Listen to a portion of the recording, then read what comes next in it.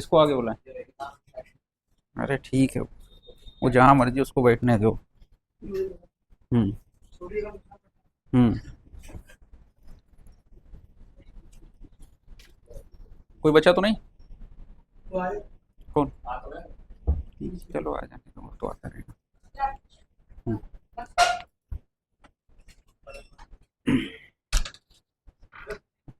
Mic लगा। मेरा चश्मा कहाँ गया? चश्मा दुकान पे छोड़ा गया, चलो छोड़ो छोड़ो। हम्म।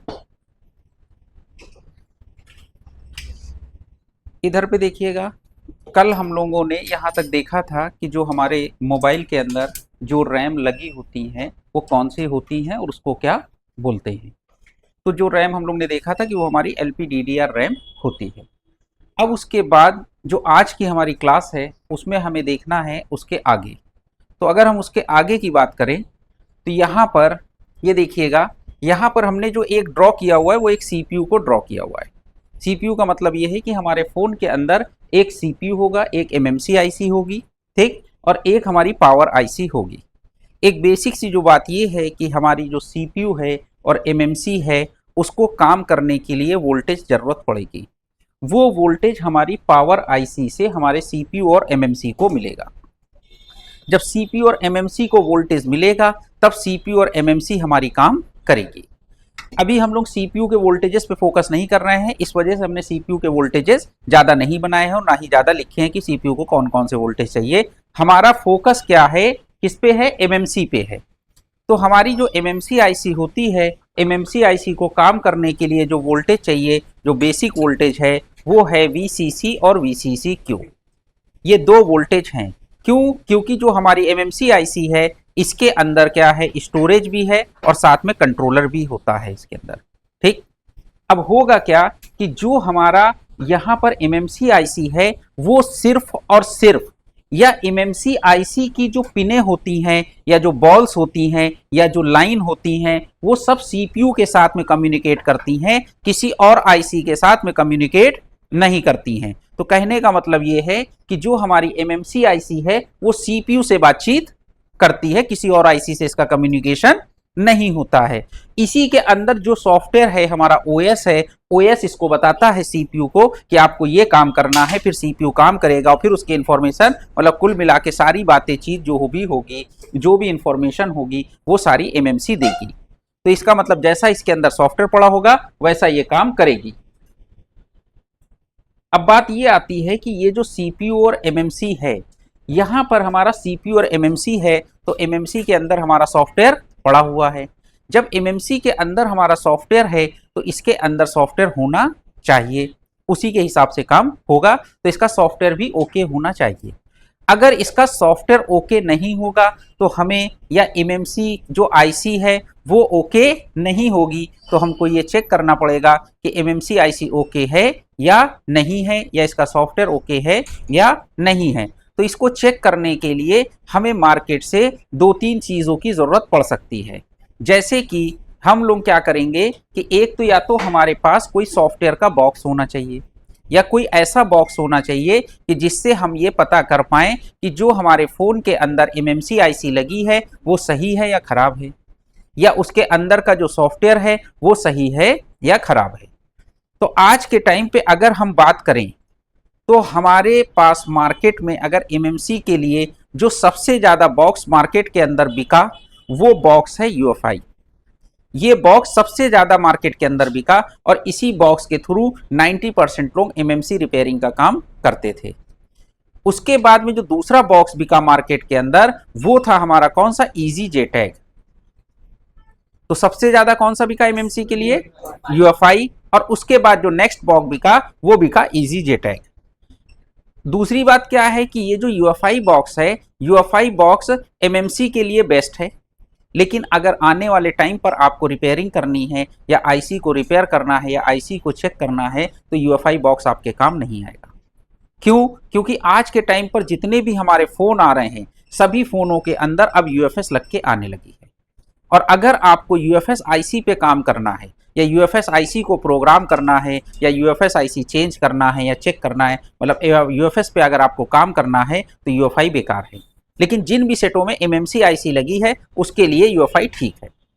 ठीक है, तो अब हम बात करते हैं कि अगर आपने यूएफआई बॉक्स खरीदा तो यूएफआई बॉक्स में आपको क्या क्या चीजें मिलेंगी। अब जैसे यहां पर देखिए, ये हमने जो हाथ में लिए हुए ये हमारा क्या है, यूएफआई बॉक्स है। इस बॉक्स के पीछे जो पोर्शन है यहां पर आपकी यूएसबी केबल लगेगी और केबल का जो दूसरा हिस्सा होगा वो कंप्यूटर से कनेक्ट होगा। बात समझ में आई? तो यूएफआई बॉक्स जो है हमारा कंप्यूटर से कनेक्ट हो जाएगा।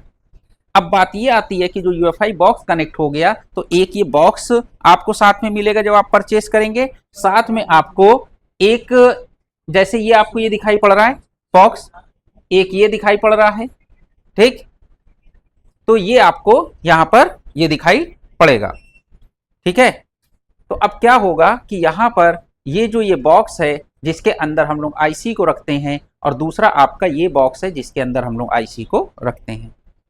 तो हमें अगर एमएमसी को रिपेयर करना है या सेट का लॉक खोलना है या एफआरपी खोलनी है तो हमारा जो भी डेटा है, या मान के चलिए कि कस्टमर ने कोई पासवर्ड लगा के भूल गया या कस्टमर के फ़ोन में मेल आईडी का पासवर्ड लगा है लॉक से रिलेटेड, या फ़ोन कस्टमर का डेटा सारा कुछ किसके अंदर है, एमएमसी के अंदर है। हम चाहते हैं कि कस्टमर का सेट का लॉक खुल जाए, तो जो कस्टमर के लॉक की इंफॉर्मेशन है वो भी कहाँ पर है, एमएमसी के अंदर है। अब एमएमसी के अंदर जैसे हम लोग यहां पर ये बात कर रहे थे, जैसे ये हमारी एमएमसी आईसी है, तो एमएमसी आईसी जो है ये आप ये समझ लीजिए कि आपका एक घर है। इस घर के अंदर हम लोग क्या करते हैं, पार्टीशन करते हैं। पार्टीशन करने के बाद अलग अलग रूम, अलग अलग सिक्योरिटी के हिसाब से हमने कोई ऐसा रूम बनाया कि जिसके अंदर सारी हमारी जो इंपॉर्टेंट चीजें हमने वो रखी, और उसको भी रखने के लिए हमने उसके अंदर एक अलमारी रखी, अलमारी के अंदर रख रहे हैं। अब उस अलमीरा के अंदर भी हमने और सिक्योरिटी करने के लिए उसके अंदर एक तिजोरी लगा दी। तो सारा डेटा भाई, ये जैसे आपका घर का सारा सामान है, सारा सामान पूरे आपके घर में रखा है, तो उसी तरीके से इस एमएमसी आईसी के अंदर भी सब इसके अंदर पार्टीशन है। कुछ पार्ट के अंदर कुछ रखा होगा, कुछ पार्ट के अंदर कुछ रखा होगा। किसी पार्ट के अंदर आपका आईएमआई नंबर भी सेव होगा, किसी पार्ट के अंदर उसका ब्लूटूथ एड्रेस भी सेव होगा, किसी पार्ट के अंदर उसका जो पासवर्ड है वो भी होगा। कुल मिला के सारी चीजें कहां पर सेव हैं, इस आईसी के अंदर है। अब इस आईसी के अंदर है, अगर हमको ये पता चल जाए कि इसके किस कमरे में तिजोरी रखी है तो हमें उसका एड्रेस मालूम होना चाहिए कि चौथे कमरे में रखी है या पांचवें कमरे में रखी है, और कमरे के अंदर भी कहां पे रखी है, क्या रखी है। तो उसी तरीके से इस एमएमसी आईसी का भी अपना एक एड्रेस होता है जिसके अंदर उसका पासवर्ड और उसका मेल आईडी जो कस्टमर लगा के भूल जाता है, एफआरपी, वो सारा कुछ इसी के अंदर सेव होता है। अब जो हमारा बॉक्स बनाने वाली कंपनी है, उन्होंने क्योंकि प्रोग्रामर हैं तो उनको ये मालूम होता है कि इस फाइल के अंदर या इस सेट के अंदर कहाँ पर कस्टमर का पासवर्ड सेव है, कहाँ पर क्या सेव है। तो जब हम पासवर्ड रीसेट के ऊपर क्लिक करते हैं तो उनका जो सॉफ्टवेयर होता है, जैसे यूएफआई हो या XYZ कोई भी सॉफ्टवेयर हो, वो क्या करता है, उसको एड्रेस मालूम है, वो क्या करेगा, उसको मालूम है कि इस जगह पे कस्टमर का पासवर्ड सेव है। तो हमारा सॉफ्टवेयर क्या करेगा, इतने हिस्से के डेटा को डिलीट कर देगा। क्या करेगा, डिलीट कर देगा। अब जब ये डेटा डिलीट हो गया तो कस्टमर के फोन के अंदर से उसका पासवर्ड डिलीट हो गया, तो जब कस्टमर फोन चालू करेगा तो पासवर्ड नहीं मांगेगा। या मान के चलिए जिसको हम लोग एफआरपी बोलते हैं कि अगर आपने सेट को जब फॉर्मेट कर दिया तो जब वो फोन चालू होता है तो फर्स्ट टाइम आपसे पुरानी वाली मेल आईडी और पासवर्ड मांगता है। अब मेल आईडी और पासवर्ड इसमें कहां पर सेव है आपको तो मालूम नहीं, या आप इसके अंदर तो घुस नहीं सकते, लेकिन सॉफ्टवेयर के थ्रू हम लोग इसका मेल आईडी भी ब्रेक कर देते हैं, यानी डिलीट कर देते हैं। तो जब हम सॉफ्टवेयर के थ्रू एफआरपी हटाते हैं तो हमारे सॉफ्टवेयर के अंदर उसकी कमांड लिखी हुई है कि कौन सी लाइन को उसको डिलीट करना है। उस सॉफ्टवेयर ने अगर उस लाइन को डिलीट कर दिया तो कस्टमर के फोन के अंदर जो पुरानी मेल आईडी है वो डिलीट हो गई। तो जब पुरानी मेल आईडी रहेगी नहीं तो जब फोन चालू होगा तो मेल आईडी फिर मांगेगा भी नहीं, क्योंकि वो चेक करेगा कि पुरानी मेल आईडी कोई है क्या।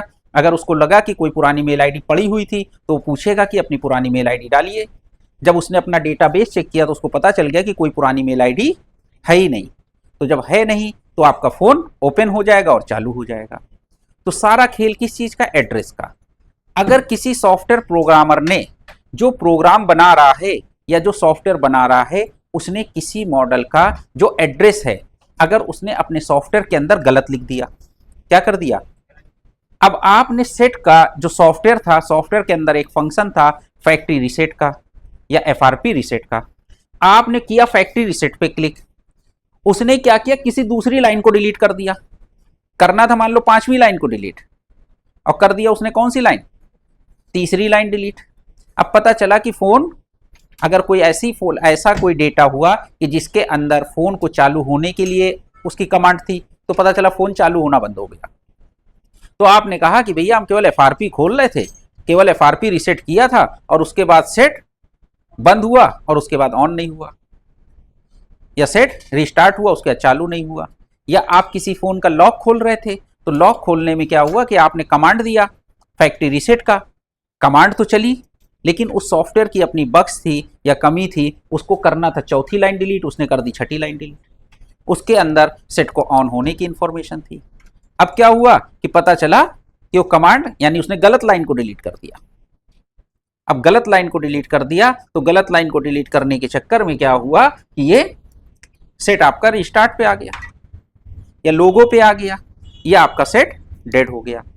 तो सब इसके अंदर जो भी डेटा सेव है, हर एक डेटा का अपना एड्रेस है। तो इसको, उस एड्रेस को किसको डिलीट करना है किसको नहीं करना है, वो सारे प्रोग्रामर हमारे अपना जब सॉफ्टवेयर बनाते हैं तो उस हिसाब से डिसाइड करते हैं, ठीक है ना।